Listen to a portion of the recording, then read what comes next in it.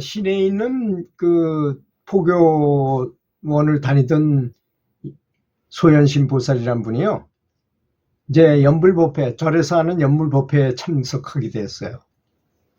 근데 스님께서 법문을 하는 걸 딱 들어보니까 너무나 간단명료하게, 연불은 어떻게 하는 게 좋으냐? 간단합니다. 아주 정성을 다해서 하면 됩니다. 정성도 여러 가지가 있습니다.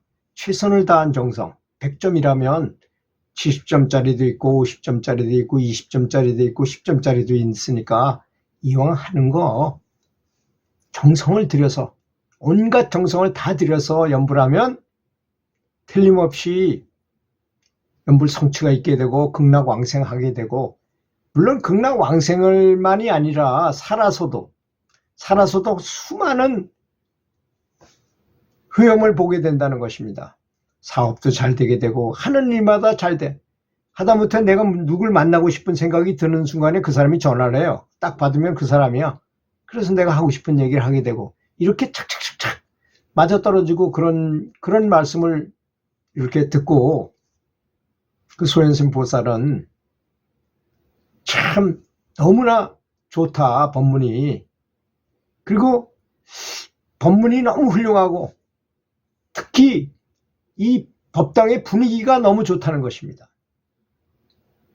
너무 좋은데 이 도반들이 앉아있는 그 분들의 미소진 그 얼굴, 또 자기를 반겨주는 그 태도, 그리고 전체적으로 분위기가 꼭 복숭아밭 꽃에 이렇게 연꽃 속에 저렇게 자기가 안기듯이 이렇게 앉아있는 듯한 느낌이 들었던 것입니다.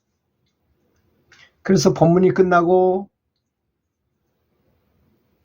몇 시간이 지난 후에도 그 감동이 몰려와가지고 말을 못하고 계속 울기만 하는 감동의 눈물을 흘리게 된 것입니다. 그분이 이제 얘기하기를, 소현심 보살이 얘기하기를, 자기가 이제 시내에 있는 포교원 좀 시끄럽고 좀 그런 곳이었잖아요. 근데 이제 이렇게 고즈넉하게 조용하고 고요한 산사의 법당에 도착해서 입구에 쫙 이렇게 서 있는 도반들의 평화로운 모습을 보는 순간에 따스한 환대를 받는 느낌을 받았다는 것입니다. 그렇잖아요. 어떤 분이, 원래 처가 말뚝에 절한다는 말이 있잖아요. 이 아내가 너무 사랑스러운 사람은 처갓집 부근에 가서 말뚝한테도 절하고 싶은 마음이 생기는 법입니다. 저도 그랬습니다. 제가 초발심을 경험한 다음에 스님을 저 멀리서만 봐도 저절로 합장이 나오고 너무나 스님을 보는 것만 해도 그냥 너무 좋은 거예요. 그분이 수행이 경지가 높든 낮든 뭐 이런 거 안 따집니다. 그냥 좋은 거야, 무조건. 그런 마음이 생겼다는 거죠. 이 보살이 그 도반들이 평화롭게 이렇게 서 있는 순간이 자기한테는 아주 큰 환영을 해주는 것 같은 이런 환대받는 느낌을 받았다는 것입니다. 이런 마음이 중요한 것입니다. 항상 가장 최적화한 상태를 이것은 자기가 만든 마음이기도 하거든요, 사실. 그래서 수행은 이치유심조입니다. 내가 어떻게 생각하느냐가 중요한 거예요. 저도 그랬습니다. 저도 수행단체 아슈람에 쫙 들어가면서 느낀 건데, 그 사람들이 명상이 끝난 다음에 쫙 서 있는 모습을 보니까 전부 빛에 가득한 것이 너무나 충만한 느낌을 들었어요. 빛에 가득한 느낌을 받고 정말 이 보살이 느낀 것 같은 그런 느낌을 받겠더라고요. 너무나 존중스럽고 그 분위기가 너무나 사람으로 하여금 편안함을 느끼게 하고 성스럽게 보이더라 이겁니다.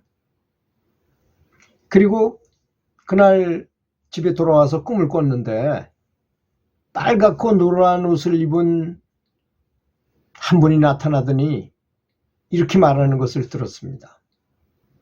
내가 너를 찾아갈 것이다. 그런 말씀을 하시고 사라지셨어요. 근데 그 모습이 너무나 장엄하고 아름다워서 다음 날까지도 너무나 뚜렷하고 선명하고 생생하게 남아 있었던 것입니다. 그런데 그리고 나서 법당에서 그런 스님의 법문에서 감동했죠. 그 도반들의 그 모습에서 감동했죠. 조용하고 고즈넉한 그 법당의 그 분위기에 압도당하듯이 감사했죠. 그렇게 그런 감동을 받으면서 연부를 하니까 어떻게 감흥이 없을 수가 있겠습니까? 오히려 그렇지 않습니까? 그런 마음가짐으로 연부를 했다고 생각해 보세요. 어떻게 어떤 감흥이 없을 수가 있겠어요. 즉시 큰 감흥을 받고 법히 선열 속에 빠지게 됐고 온몸이 전기가 찌릿찌릿한 것 같이 감전된 듯한 그런 쾌감이 느껴지는 거예요. 너무나 기분이 좋은 거예요. 그리고 온몸에서는 에너지가 용솟음 치는 것 같은 느낌이 들고 너무나 행복한 거예요.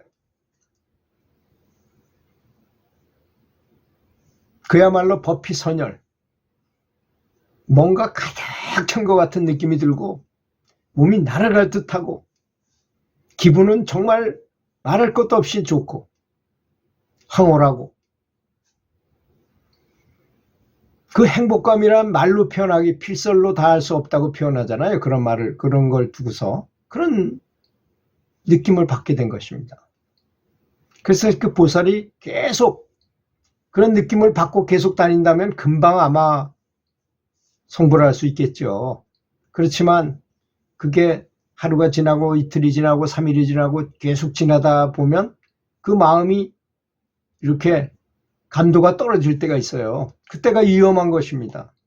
그때 다시 자기를 자극을 해서 그때 그 마음이 다시 솟아나도록 계속 유지해야 되는 것이 너무나 중요한 사항이죠. 그렇지 않습니까?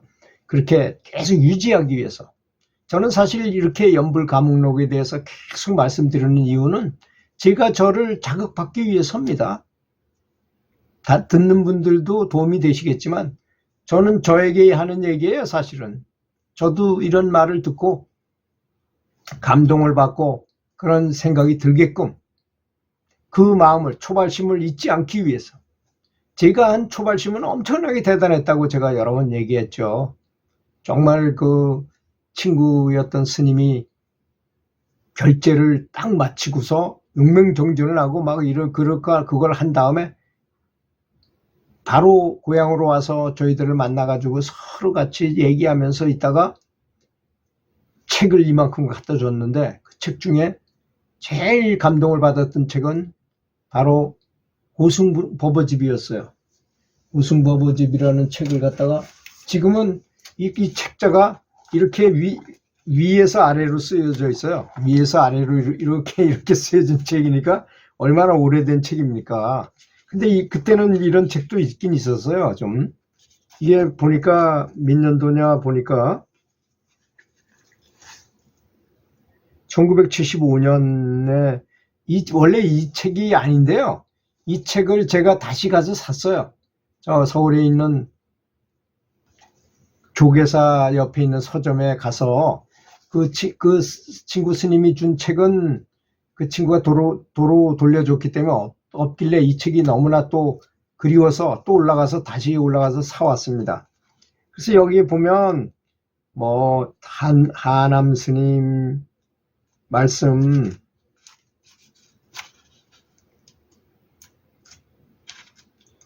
이 사진까지 나오면서 이렇게 말씀한 만공선사 말씀, 그 다음에 효봉선사 말씀, 정강선사 말씀, 이런 분들의 그 법문이 나오는데요.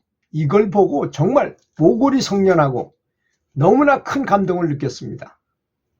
그래서 정말 보름 동안 밥을 모래 씹는 것 같았고 잠도 잘 안 오고 이렇게 큰 흥분되는 일이 나한테 있었나 싶을 정도로 큰 초발심을 하게 됐던 때가 있었어요. 그때 그 마음을 다시 돌이키고자 저는 항상 노력합니다. 그런 상태에 간다면 사실 좀 진보하기가 수월한 상태가 되잖아요. 그래서 지금 그 시골에 있던 그 집을 제가 자랐던 그때 그걸 느꼈던 그 집을 헐지 않고 그대로 보존하고 있어요. 요즘에도 수리를 해가지고 그 집에 장판도 하고 도배도 다시 하고 좀 이렇게 가서 세컨하우스로 쓰기 위해서 그 집을 수리도 어느 정도 해놨거든요. 그리고 가끔씩 가다 이제 거기 가서 명상도 다시 해봐야겠다는 생각도 하고 있습니다. 들어주셔서 감사합니다.